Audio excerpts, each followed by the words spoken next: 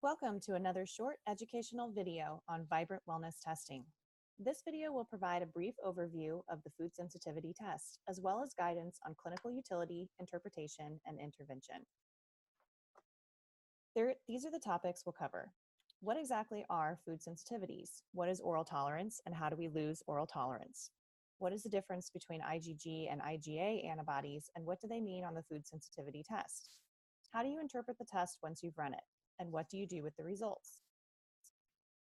The terms food allergies, sensitivities, and intolerances are often confused and used interchangeably, although they are unique physiological conditions. The Vibrant Wellness Food Sensitivity Test is designed to test for one possible type of reaction to food. However, keep in mind that a patient may have identified a food as a reactive food, even though they do not test positive for that food on a food sensitivity test. This can be because some food reactions are not immune mediated, such as intolerances, and may involve other inflammatory pathways unassociated with antibody production. Here we see the three main types of immune reactions that we deal with when discussing food. A true food allergy causes an immune system reaction that affects numerous organs in the body. It can cause a range of symptoms, and in some cases, an allergic food reaction can be severe or life-threatening. In contrast, symptoms of food intolerances or sensitivities are generally less serious, but often more difficult to detect or diagnose. Food sensitivities involve IgA and IgG antibodies, while food allergies involve IgE antibodies. These are called non-IgE reactions, or type 2, 3, and 4 hypersensitivities. In food sensitivities, food protein antigens will bind to antibodies and form an immune complex, which can evoke systemic immune responses. Symptoms of food sensitivities are often delayed and hard to pinpoint or detect. Food intolerances are reactions that do not involve the immune system. Usually, food intolerances are caused by a deficiency in a protein or enzyme critical to proper food digestion.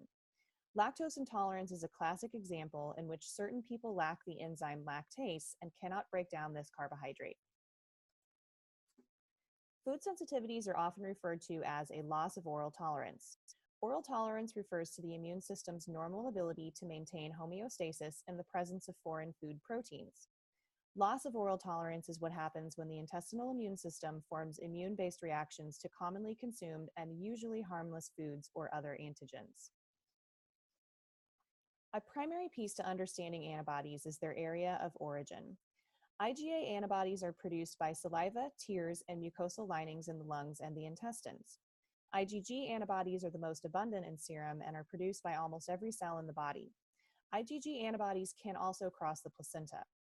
Because these two types of antibodies have two completely different origins, it is important to understand why they may mean different things on a food sensitivity test. These two types of antibodies also have considerably different half-lives. IgA antibodies have a half-life of about 6 days. Elevated IgA antibodies indicate exposure about 8 to 12 days ago. The half-life of IgG is much longer and individually variable and can indicate prolonged exposure or sensitivity. The half-life is generally between 23 and 96 days. In terms of food sensitivities and intestinal autoimmune disease, IgG antibodies can occur as a consequence of and can be downstream to intestinal permeability. These are likely correlated with more systemic immune responses, such as brain fog, fatigue, skin problems, and migraines. It's important to look at both IgA and IgG antibodies to food antigens. A food may trigger an immune response through an IgG-derived mechanism while having absolutely no effect on IgA, or vice versa. The relationship between food sensitivities and IgA antibodies is less well understood. IgA is largely produced by lymph tissue of the lamina propria, or GALT, gut-associated lymphoid tissues. When the mucosal barrier of the intestinal cells breaks down or becomes leaky, IgA can complex with protein antigens and transport them via an IgA-specific receptor protein across the epithelial cells and into the luminal secretions. IgA antibodies can also be detected in the blood, which may indicate some degree of intestinal or mucosal damage and loss of oral tolerance. IgA and secretory IgA are not entirely the same.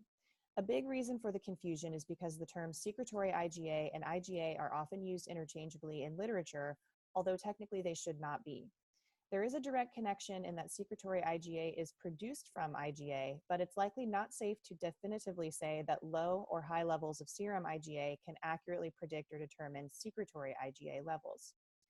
Research also suggests that low levels of immunoglobulin A leading to low levels of secretory immunoglobulin A can be a risk factor for developing true food allergies, such as IgE reactions to foods.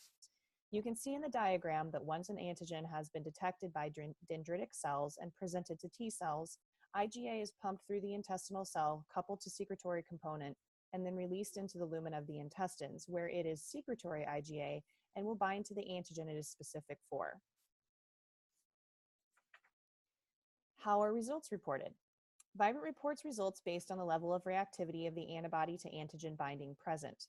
Most foods we eat will elicit some degree of an antibody response, which the immune system can typically handle. It is when antibodies accumulate and persist in circulation, such as moderate to positive levels on the test, that oral tolerance is lost and symptoms ensue. As with all immunoglobulin testing, it is important to evaluate the person's baseline levels of total IgA and IgG before testing other antibody levels. These biomarkers are included in the Vibrant Wheat Zoomer. It is obvious from the two examples given that these patients have low total IgG and a subclinically low total IgA. For those reasons, a food sensitivity test for these patients may not reflect an accurate representation of their immune responses to foods tested and may not be an appropriate test to start with. The second step in the process of food sensitivity testing is to evaluate the status of the patient's intestinal barrier integrity. You can do this by checking for intestinal permeability, like on the Wheat Zoomer, as well as patterns of dysbiosis that can lead to the development of intestinal permeability, on the Gut Zoomer, for instance. Antibody reactivity to food proteins is almost always an indication of some level of intestinal permeability as a result of mucosal inflammation and low microbial diversity. The takeaway from this is that we can't just eliminate foods and consider it good, because this is not addressing the root cause. Finally, now that you have screened your patient to ensure that your results will be accurate, you have a food sensitivity test. But what do you do with it? Food sensitivity testing can be very useful to help prioritize an elimination or rotation diet. Usually, removing foods that your body has produced antibodies to will alleviate symptoms because you are removing a source of inflammation. The ideal time course for elimination is not well established in the literature. Consider the magnitude of the antibody response, the half-life of the antibodies, the patient's current dietary intake, their level of motivation, the status of their mucosal integrity, and remission or progression of symptoms as they eliminate foods. Just some of the answers to the most commonly asked questions about Vibrant's food sensitivity test are: Vibrant uses raw, organic, FDA-approved antigens for its food sensitivity testing. Using cooked antigens is almost impossible to control for the differences in various cooking methods and is not reproducible. Vibrant's food sensitivity test is a whole protein-based test, unlike the Wheat Zoomer, which is a peptide-level test. Food sensitivity testing can be run as a first-line test, however, it is usually not the true root cause of a patient's symptoms. Vibrant's food sensitivity test is best interpreted alongside a Wheat Zoomer in order to assess the immunoglobulin status and intestinal barrier integrity of the patient. Both IgG and IgA antibodies can be indicators of some degree of intestinal permeability. However, IgA antibodies are more likely to be indicators of intestinal inflammation and cell damage. With very few exceptions, such as gliadin and possibly casein, foods that a patient is sensitive to can be re-added after an appropriate elimination timeframe and successful healing of the intestinal epithelial lining and mucosa. Vibrant does not test for IgG subclasses, as this has not been shown to be a validated method for testing for food sensitivities. Thanks for your time today, and please contact your regional Vibrant account representative if you have questions about ordering the Vibrant food sensitivity test.